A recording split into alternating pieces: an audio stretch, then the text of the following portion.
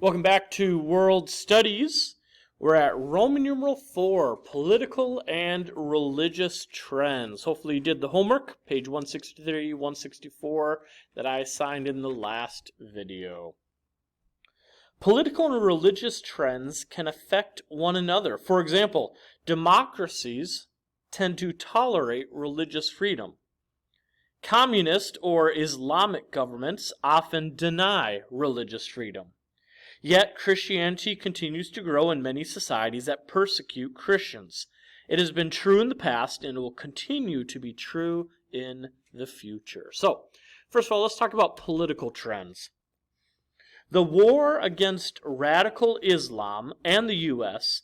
has been going on since the 1970s. It only became a central issue in 2001. The rise of terrorist states. When I say state, we're talking about countries here. Let's begin with the country of Iran or Iran. In 1979, radical Muslims overthrew the Iranian government and kidnapped U.S. diplomats for over a year. The Iranian government had been supported by the West, although it was a brutal government. When the radical Muslims took over, they held 52 American diplomats hostage for 444 days. Eventually, in 1981, they were released.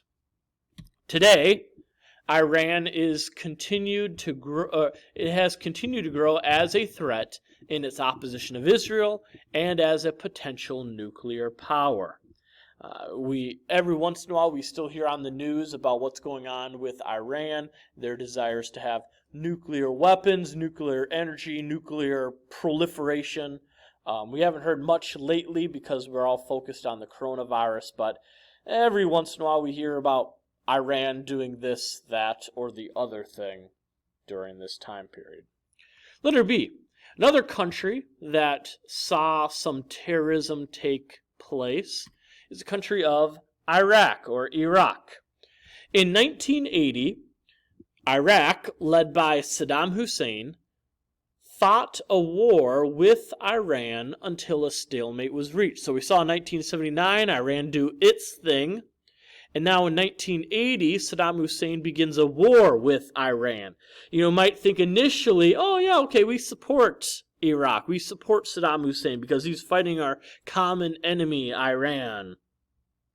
Hussein actually allied himself with the West against the common enemy of Iran. He fought a war with Iran for several years that led to over 300,000 deaths, but neither side won the war. In 1990, he invaded Kuwait, which was another country next to Iraq, but was beaten back by U.S.-led forces. His reason was to gain control of Kuwait's vast oil reserves. He then threatened to invade Saudi Arabia.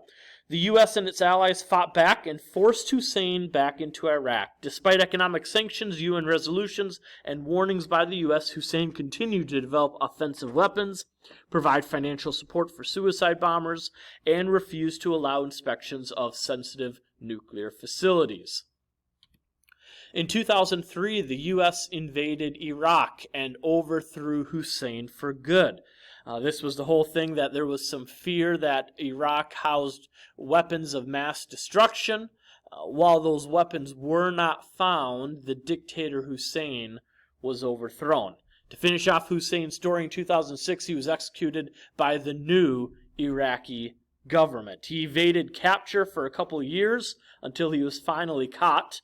A lengthy trial followed in the Iraqi court system, resulting in his execution in 2006.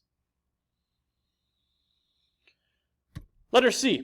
A third country that has dealt with terrorism is the country of Afghanistan. In 1996, it came under the control of a radical Muslim group called the Taliban. A little more information about the Taliban. Just see what kind of people they are. Taliban is the Pashto word for students. Taliban is an Islamic political group that controlled Afghanistan from 1996 to the end of 2001, when American forces removed it from power.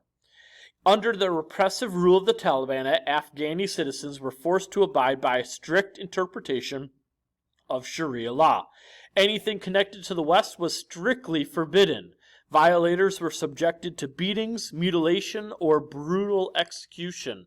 However, Afghani women suffered the most. Women were forbidden to work outside the home, and girls were denied an education beyond the age of 8. What little education they did receive was limited to the study of the Quran. Afghani women were also required to wear the burqa in public. The burqa is a garment that covers them from head to toe. They were often flogged in public for minor infractions or for daring to speak out against abuses. Although the Taliban was removed from power in Afghanistan, it remains a dangerous force in many parts of Afghanistan and continues to wage a guerrilla war against U.S., Afghani, and Pakistani forces. The Taliban protected the works of a man named Osama bin Laden, the leader of a terrorist network known as Al-Qaeda. Bin Laden had aggressively supported attacks on the U.S., including the bombings of the Twin Towers in New York City in 1993. But probably what made Osama bin Laden famous to all Americans occurred on September 11th, 2001, when the terrorists attacked using planes on the Twin Towers and the Pentagon.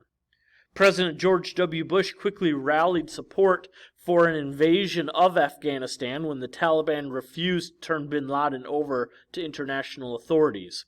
The invasion proved successful and climaxed in 2011 when U.S. forces finally caught up with bin Laden and killed him. Today, efforts have been made to establish a free and stable Afghanistan, but the outcome is still uncertain. Number 2, the rising influence of China. China has transformed from an isolated nation with a predominantly agricultural economy to a rapidly growing economic world power. From 1952 to 1978, China's GDP remained stagnant. At that time, communist leaders began to adopt economic reforms that encouraged a measure of free enterprise. During the 1970s, China's GDP stood at about $9 billion US dollars. Today, it stands around $9 trillion US dollars. Its strong economy and large military force has helped China become a superpower. Probably the best example, modern example, of how far China has come was when in 2008 they hosted the Summer Olympics. They're also scheduled to host the Winter Olympics coming up in a few years. So, again, we can see that China is kind of rising up on the world stage. Letter B, religious issues. In Chapter 1, we discussed the birth and growth of Christianity. In Chapter 2, we discussed the birth and growth of Islam. We will conclude this book with a further study into these two religions in recent years. Number 1, the growth of Islam. In the 1800s, radical Islam resurfaced, favoring violence. Radical Islam favors a literal interpretation of historical Islam. They oppose any moderating influence on Islam and seek to follow the teachings of Islam literally. The Wahhabist movement took over Saudi Arabia and has sought to spread radical Islam around the world. The Wahhabis even attack other Muslims who reject their violent teachings as much as they do non-Muslims. Madrasas are Muslim religious schools that teach radical Islam to children because, of course, what's the best way to make them learn? It's indoctrinating them at a young age, brainwashing. Islam continues to grow through large families and conversions. Since Muslim couples are encouraged to have many children, their influence grows in every nation where Muslims have settled. Probably the most recent example of radical Islam has been the issue concerning ISIS or ISIL. Maybe you guys remember about a year ago this being a big deal, the latest form of Islamic extremism, which has arisen during the Syrian civil war and uses extreme forms of violence to terrorize their enemies and gain the world's attention. They desire to control Syria, Iraq, and the Levant. If you look at page 381, it shows you a map of that area of the world. Many people have also voluntarily converted to Islam for various reasons, including an attraction to a religion that provides a regulated religious life and many rituals. Turn your books to page 382. I want you to read page 382, Historical Perspective. Read that to yourself. Once you've finished, please unpause the video and we'll continue. Number 2, the spread of Christianity. The Global South is a term that refers to the regions of Latin America, India, China, and Africa where Christianity is growing the fastest. Accurate numbers are difficult to obtain, and the numbers available often combine Catholics, Pentecostals, and Mormons along with mainline Protestants and evangelicals. Yet what is known is that biblical Christianity continues to grow. In the future, it may be the Global South that will be sending missionaries to the U.S. and Europe. Evangelical and charismatic churches are growing fastest in Latin America. In 1900, there were about 10 million Christians in Africa. In 2000, there were about 360 million, and some estimate that number may nearly double by 2025. In 1949, there were 3 to 5 million Christians in China. Today, estimates pass 100 million Christians. And yet, persecution also continues. In Africa and Southeast Asia, Christians have had to face persecution from Muslim forces. They face constant danger of persecution or forced conversion.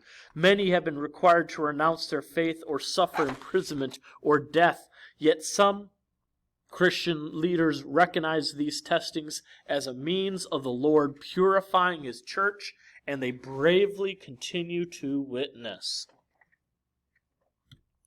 Chinese Christians continue to grow despite threats and attacks from communist officials. The government attempts to disrupt services, drive people away from local congregations. Turn your books to page 383. 383 has a purple box entitled A Chinese Soldier of the Cross. Please read that box to yourself. Once you have finished, please unpause the video and we will continue. Despite persecution, Christianity continues to grow in these regions of the world. And for the last time, I get to tell you guys this statement. That, my students, is the end of the notes. For your last homework assignments, it's pages 165 and 167 in your activities books. Page 165 to 167. Page 165 is a crossword puzzle, and page 167 is the chapter review with underlining things and a short matching section. Both of these will help you as you prepare for the upcoming test. If you missed getting the map part of the notes done, we did that in an earlier video, so please refer to that earlier video to get it, and we'll be good to go. This is the last video of this week. Tomorrow is your scheduled review day, and then next week, which is exam week, you will be getting the Chapter 20 test. That is your quote-unquote exam, just the chapter test. I hope you all have a good rest of the day. Enjoy your weekend. Be good, do good. Bye.